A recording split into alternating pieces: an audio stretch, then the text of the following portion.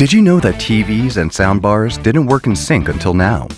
But with the introduction of Q-Symphony, you'll get amazing sound output from your TV and soundbar at the same time.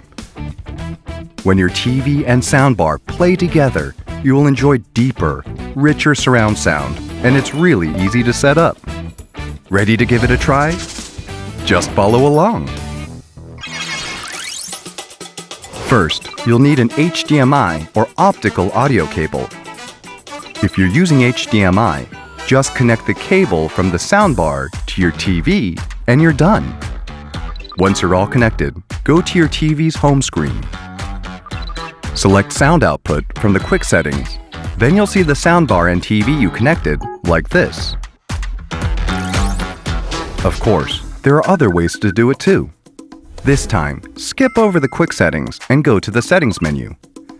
First, select settings, then sound.